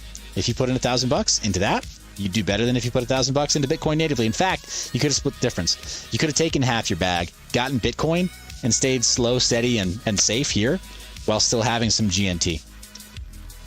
This is what I'm saying, guys. This is the beauty of DeFi. It's not safe, right? It's dangerous freedom. It's not safe, but you can take a bag from your profits. You can take some profits and you can reinvest in your Bitcoin. We're having some red days on Bitcoin too, and I definitely endorse that everybody have some, right? And that it be your plan, right? Your savings, your retirement. And I will say that again, like without running the disclaimer or whatever. There's no need to. It's completely uncontroversial. Bitcoin is absolutely safe for slow growth savings, right? And for a store of value. But you got to work overtime to be private with it, and you have to really know your stuff, right? I think it's worth learning how to hold it carefully yourself, but just throwing it out there, right? There's other stuff here where you can earn and you can pick up your savings as well. I think, somebody mentioned DVT. I think I need to add it here. DVT, I haven't had it. DVault. Because if you've got a SHA-256 mining rig, you kind of need to have some options.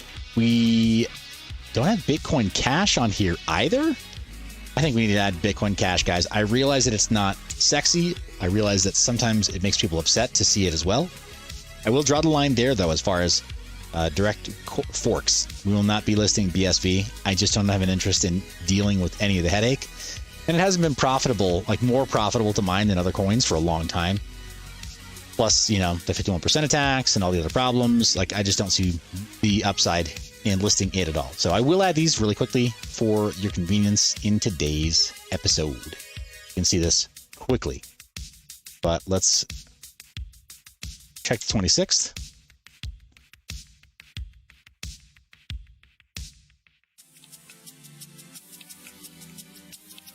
I do almost anything that you want me to. 750.71. I do almost anything that you want to, but I can't go for that. No, not BSV. All right. Yeah, 750.71. I told you the Hollow Notes was going to come out sooner than later. I warned you.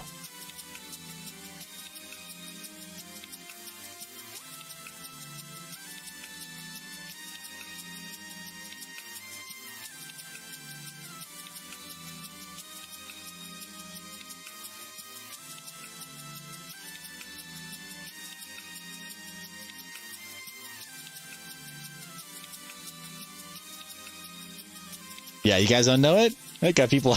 Now I'm like, okay, I'm thinking of things to say because I sang. That's the problem. altered state of mind. So it's like, okay, I sang something and it's like, okay, yeah, we said enough, right? Those were all the words you needed. Alrighty. So now we've got that. Next Era Gamer is heading out. Good to see you, buddy. Thanks for being here. The MC, he drops some truth, right? He says, love that song, man. Here's the thing. Anybody who listens to it, you can't not love it. It is soulful and very, very real. And when you listen to it, you know what they're talking about. So Bitcoin Cash, I mean, are you really surprised it's above Dogecoin in its profitability? Let's check out DVault also, add it to the list, and then we know. All right, so yeah, right. I mean, Hall & Oates, man, the number of hits those guys produced together, manufactured, they were a hit factory, absolute hit factory. They had it locked down. So DVault is still 1/10 of a penny. So we'll see. Maybe we got some huge opportunity for upside here with DVault. And again, shout out to Decentralized and Proteus and the gang. You guys know who you are, or people should know who you are. All right. And oh no, we've been crabbing for a while since then. Okay, so May 26th, bring it all the way back to 5:15ish, and we're looking at 15.55.25. So 15.5. Bummer. Okay, so this might not be as dramatic as I hoped it would be, but let's put this in anyhow. We're not in the red. That's the thing. We're not deep in the red, I don't think. So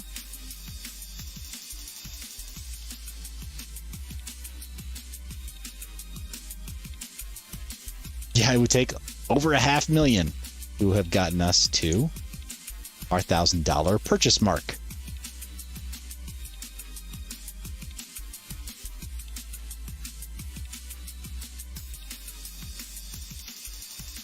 And we will submit that one as well. We got it. Bitcoin Jake says, full disclosure, I'm on the DVT DAO marketing team and I own 1% of the DVT market. Whale alert. Woo, woo, woo. Busted. All right, it says DCA, BTFD, HODL, 4 million plus DVT. Careful, man. OPSEC. You can't talk about stuff like that. Careful. Sorry I repeated it. But thank you for warning us that you haven't a controlling interest, I should say. If you wanted to dump on our heads, you could. So good to know. DVault is also ahead of Dogecoin. Are we really shocked as far as its market ranking and as far as its performance in the market? It didn't crash as hard, but it's still 20% down. So guys, Pirate Chain is still down real bad. I think Pirate Chain is in a similar position to how we saw Haven not too long ago. I don't think it deserves that last place spot. Just saying. Yeah, here we go. Do something real fast here. Just pulling something out of our written chat there. But yeah, guys, I don't think that it deserves to be suppressed. So down so far in the rankings. Bitcoin, I have no problem seeing Bitcoin last place in this stacked ranking, or Dogecoin for that matter. Like, that doesn't bother me one bit. I will not shed a single tear for either one of those projects being so far in the rankings. Pirate Chain, that kind of stinks. These guys they put in some work, right? JL777 and the Komodo team that originally conceived of Pirate Chain, plus the community that helped bring it into reality and mine it from GPUs all the way into ASICs. Like, they put in work. It's a good product. It's very usable from what I can tell. So yeah, like, bummer to see it down so low, but there it is. Go Mining Token, top of the list. Go figure, right? A company that does mining, they are more profitable than actually mining Bitcoin. But then you got the terrible problem, the dilemma of figuring out how you divest profits from one place and access native assets in another one, like Bitcoin or DVT for that matter. All right, CPU mineable coins. Let's take a quick look at our CPU mineable coins. Bitcoin Jake's like, the people that know don't care. People that care don't know. Well, OPSEC is going to keep it that way, man. So Monero is at top of the list, barely above the $1,000 mark. Raptorium also treading water at the $1,000 mark. Monero is down. Veriscoin is still down pretty bad, and the swings still look pretty bad in Veriscoin. Not really sure what's going on there, but it makes me kind of disheartened to see what looks like weird spikes in its price movement. So bummer. Monero looks a little bit more organic, right? little plateaus in the peaks and valleys. It's not like massive, immediate, like flash, like spikes and dips, right? So looks a little more organic there, but these are CPU mineable coins, guys. Any suggestions for CPU mining portfolio? Anyone? Maybe some Epic Cash, because it can be mined on CPU. So let's do that. Epic. It's epico. All right, so Epic Cash is now on the list. Anything else you guys can think of, call it out now. We're adding maybe one or two things to this list as well, because it's small. A small list. It's a lonely list. The CPU mineable coin list. Epic Cash, also have to jump back in time to get a number on this one.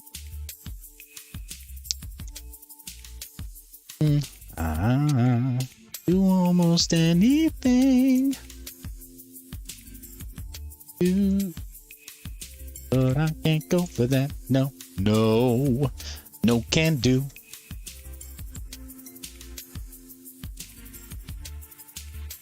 Oh, wow. It's a really chunky chart. Yeah, I can't quite get to the time of day that I want, but we're going to call this about the time.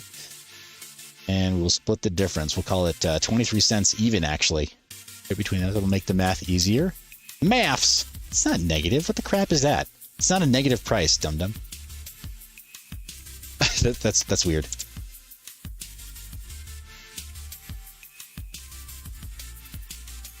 So we'll go back to our $1,000 and we will divide by.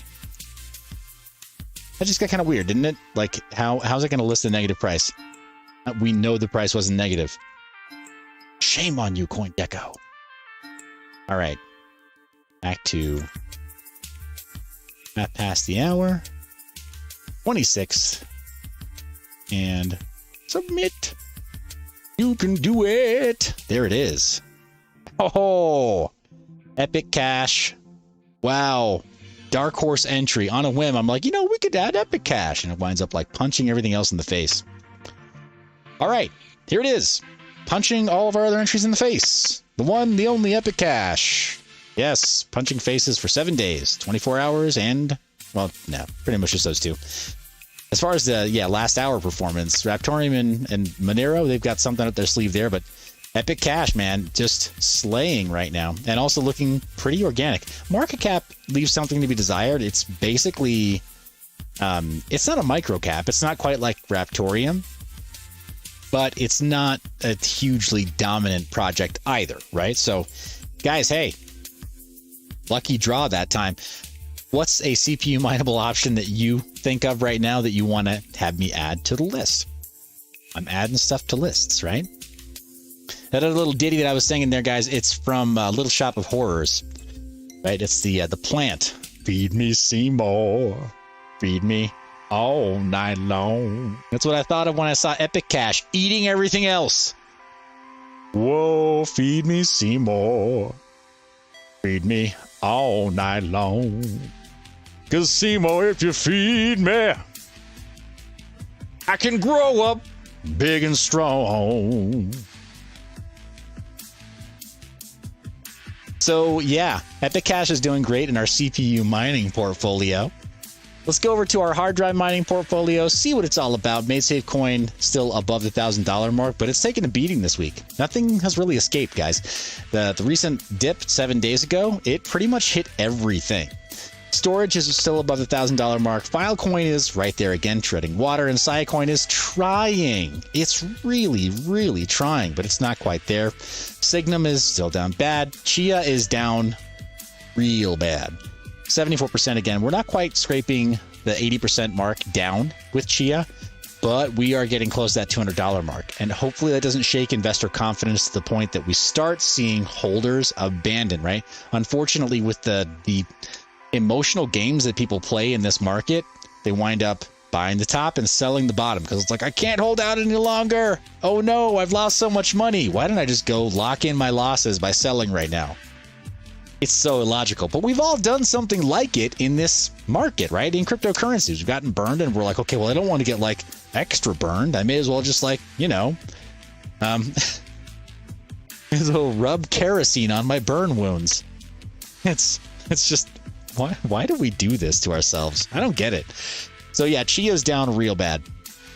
Hard drive portfolio though, yeah, total P&L, we're down almost 8% in the red for the entire portfolio. Not even Made Safe could lift it up. Guys, last but definitely not least, we got our GPU mining portfolio. I know. Are you not entertained? We're finally here.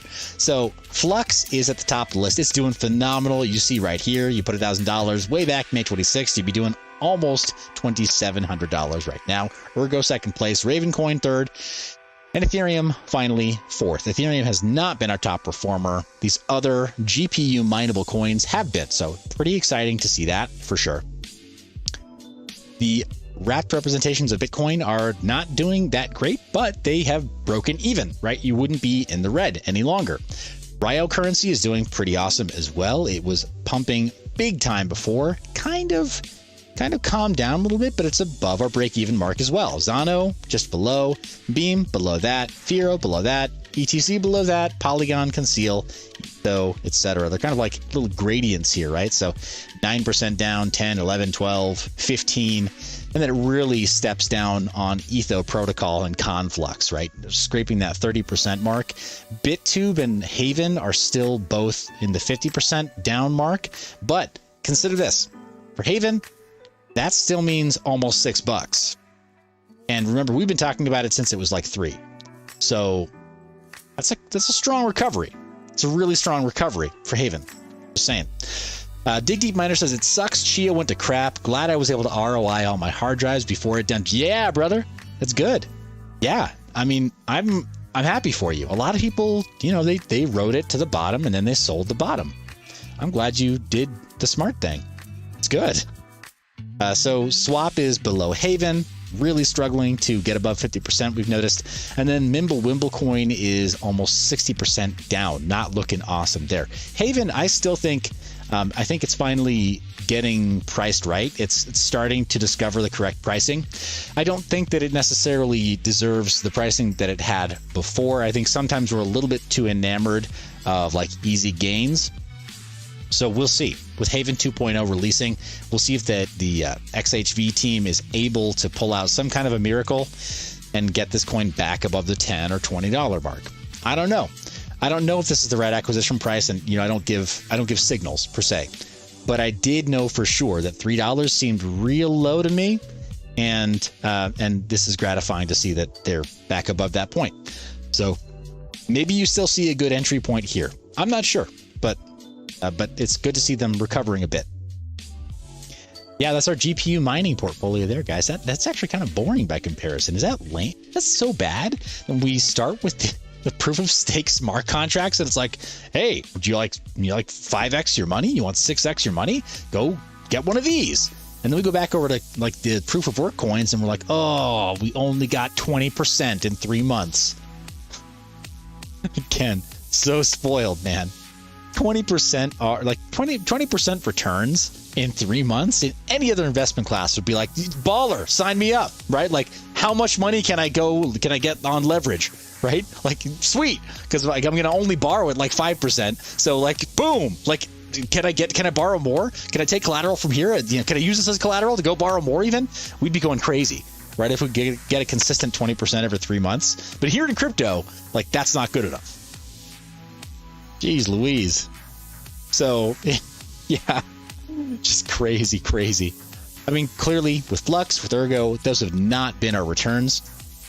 We've done better, definitely better than that. Even now with this relatively down market, red day. So cool to see that. GPU total P&L is actually in the black. So it is one of those portfolios where it's looking pretty good. Not bad at all. Let's take a look at our Bitcoin chart though, guys. Shriek. How does it look? Okay, we drew some confidence lines here, and bro, that was a pretty wide line there, and it looks like we are definitely in a downward channel now, so we're going to move our chopsticks. This is, by the way, why I decided to call the Telegram mining chopsticks instead of mind your biz, because I was like, whatever, if we talk about mining on the channel and we draw chopsticks on the chart, right? I drink and I know things. Not quite like that, because I actually don't do either of those things. I know nothing and I don't drink, but I draw chopsticks and we mine. Here we are. moving these chopsticks. Oh, that day. Do you remember the dread? The sheer dread. No!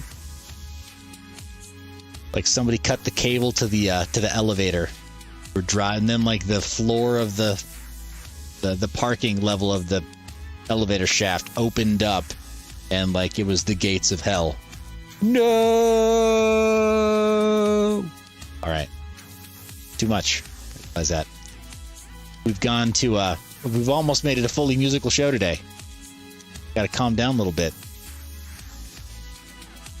Or one of y'all needs to make a house remix of these little jams.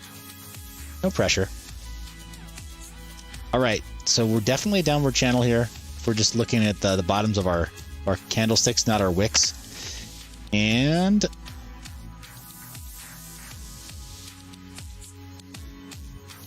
or yeah, almost a descending triangle. But if it is a descending triangle, and if we could just keep like skidding forward, bounce and skid forward, it looks like it. And that's a really long projection. It's a really long triangle. But it looks like we're somewhere in the vicinity of 42. If it is just a descending triangle, we just bounce and skid along that same pattern, looking somewhere in the neighborhood of 42. Which, I guess, all things considered, from a cosmic standpoint, is not the worst number you could end up with. But you know what I'm saying. Maybe more blood. And maybe we're not really comfortable mining our Bitcoin at 43,000 on that S9.